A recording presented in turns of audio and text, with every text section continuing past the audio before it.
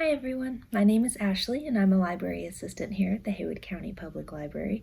Today I'm going to be teaching you guys how to paint on mini canvases. The very first step I want you guys to do is find a place where you'll not be disturbed and then find a good surface to work on. But we gotta protect the surface, so we need newspapers, junk mail, old tablecloths, things you don't mind getting dirty. Now that our surface is protected, we need to protect our clothes. So get on some dirty clothes you don't mind getting paint on, because it will not come off unless it is washed right away. If you get it on the surface, that's okay. Just get a wet paper towel and wipe it all off. Alright, our next step is getting all of our supplies together. So what came included in your kit that you picked up at the library was 2 paintbrushes. One is a little more flat, one's a little more round on the tip. You got your 2 canvases and your paints. What we're going to use is red, yellow. This is a yellow, not orange, I promise. There's white, blue, and black. What you're also going to need are some paper towels, some water, and a toothbrush is optional. These are the pictures that I've chosen for us to paint. This one is a bit more simple, so I thought it would be easier to do on a smaller canvas. This one has more going on, so I thought it would be easier to do on a larger canvas with more space. If you want to flip-flop your canvases, that's alright, but this is how we're going to do it. We're going to start off with our flat tip brush. We're going to get some blue on there and use as little paint as possible to cover our entire canvas blue.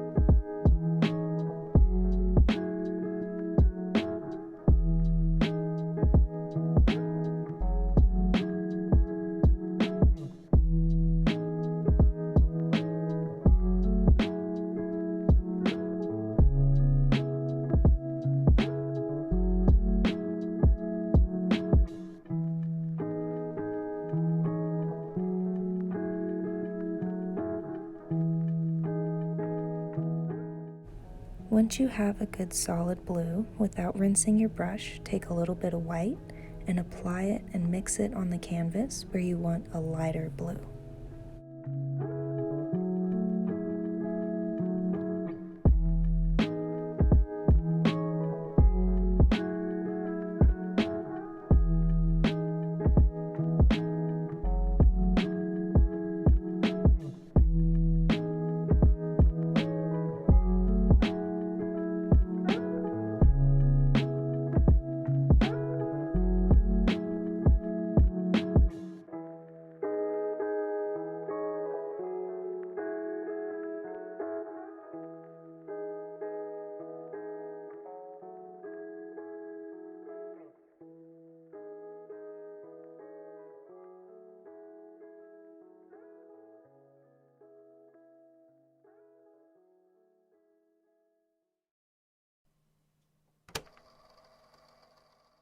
If you want a splattering effect, get a little bit of white on your paintbrush or on a toothbrush. Flick it away from you, flick it towards your canvas. To get those really small stars, use the tip of your paintbrush, the end of it. Dip it in paint. It makes it easier to make stars.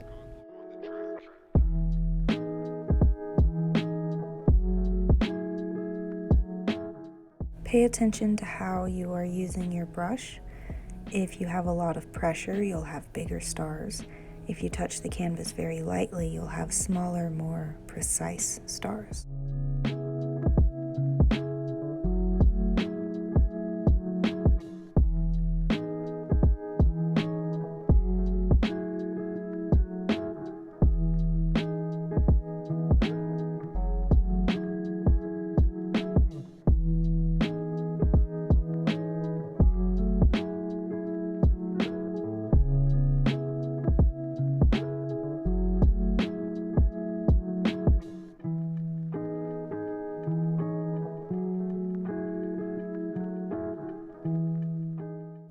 And now we are going to rinse our brush and dry it.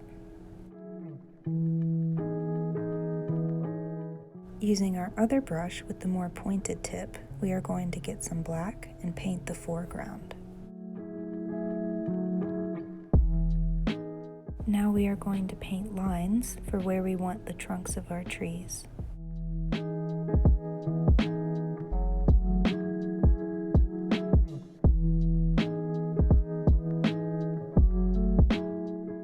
Very gently, without a lot of pressure, just make small lines for your tree branches. I found it easier to start at the bottom and then go to the top, since trees are thinner at the top and thicker at the bottom.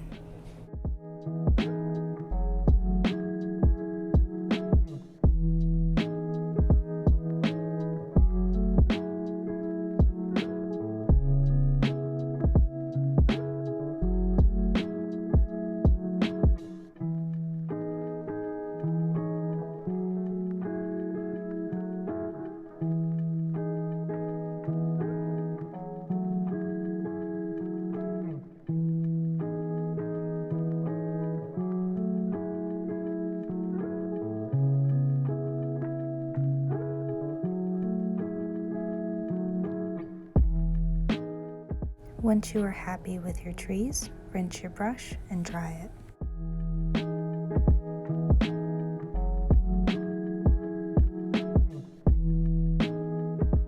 After setting your other painting away to dry, we're going to take our flat tip brush and get some red on there. We are going to apply the red where we want the majority of our red sky to be. Don't worry, it will all be blended in later.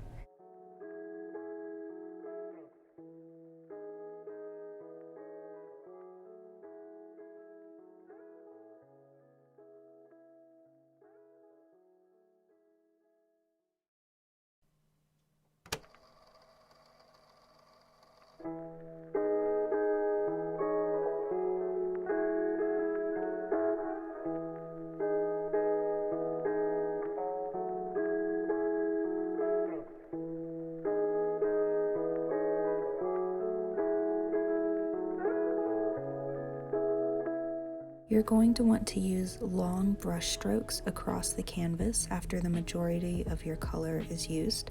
This gives the illusion that everything is even and not clumpy.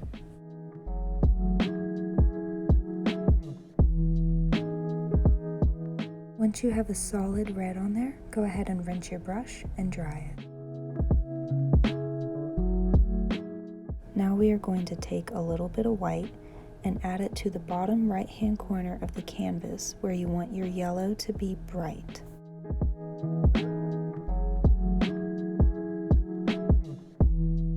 Rinse your brush and dry it. Now we are going to take some of the yellow and apply it to the bottom half of the canvas, so it is not touching the red, but you can paint over your white.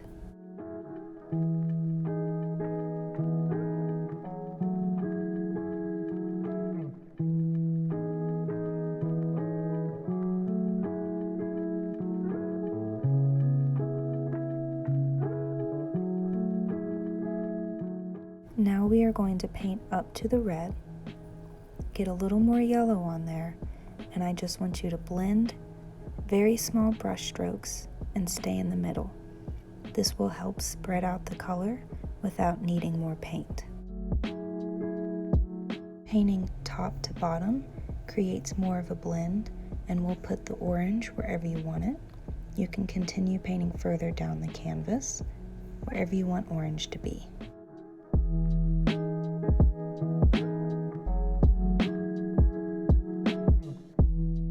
Once you like your colors, do long brush strokes to cover the canvas so everything looks even.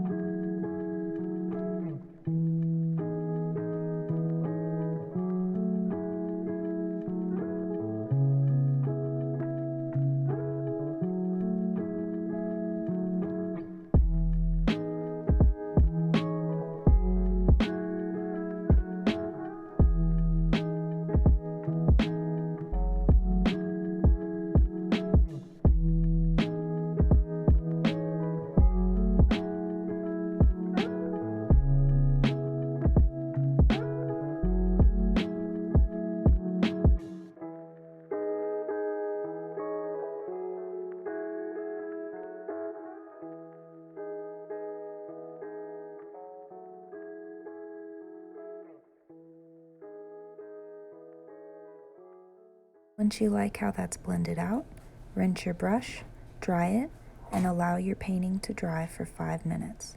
Pause the video now. After making sure your painting is dry, we're going to take the smaller tip brush, get some black in there, and we're going to paint our foreground.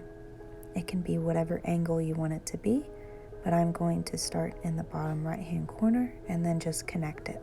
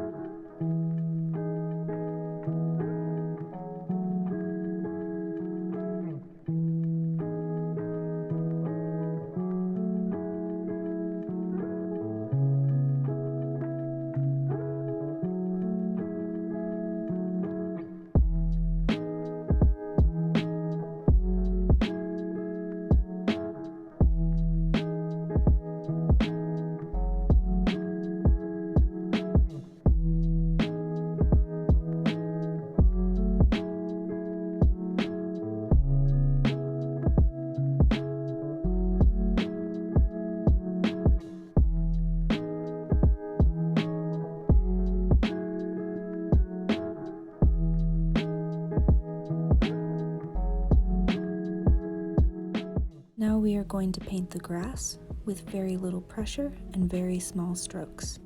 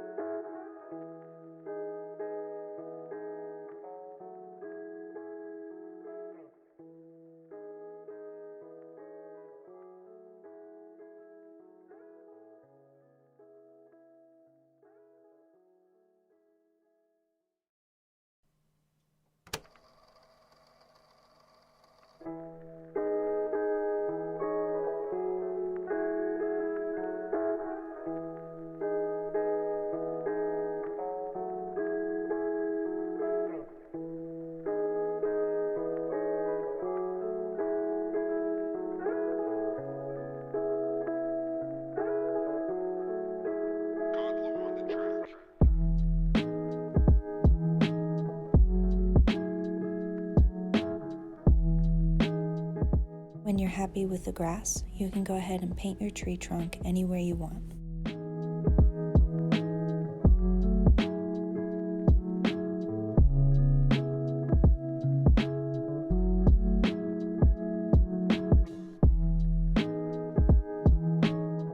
Now that your tree trunk is filled in, you can go ahead and paint however many branches you want. To make the leaves of the tree, we're just going to dab our brush on the canvas.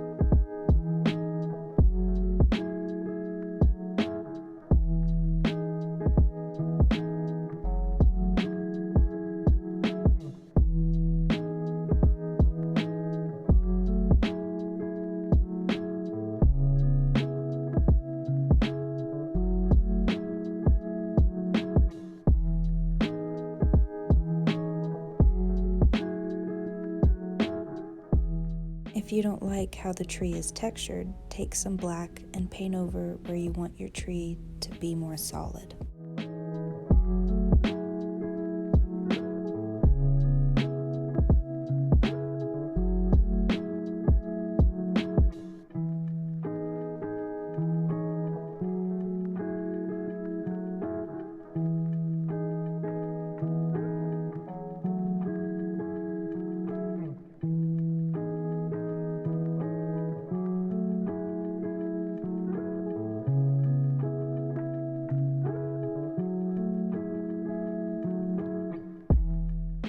On my brush, I was lucky enough to have a very thin hair that makes it easier to paint birds.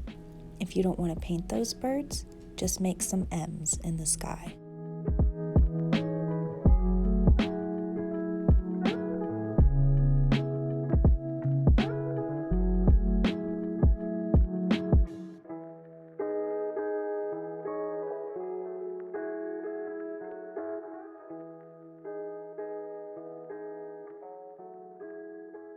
If you do want to try to paint those birds in the picture, just pay attention to their shape.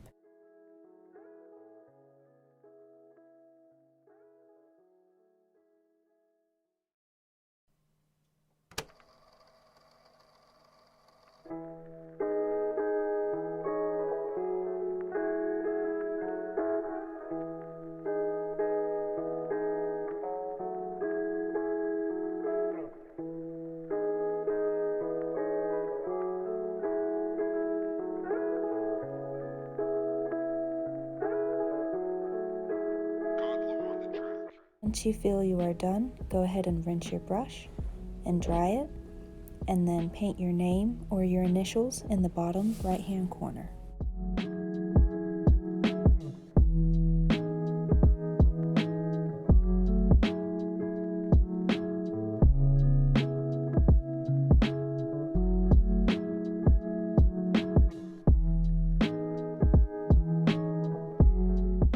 If you want a splattering effect on this painting, use some white or yellow. Once you feel like you are done with your paintings, you can leave them to dry or set them up to display them however you'd like. Some canvases even have magnets on the back, or you can buy magnets and attach them. You can buy little easels at Michael's or Walmart. They're only $1. You can make multiple copies and give them out to your friends. You can do whatever you want with these. I hope you all have enjoyed painting with me today. And if you enjoyed our music, it is entitled Lovely by Eric Godlow Beats. Thank you for watching and have a great weekend.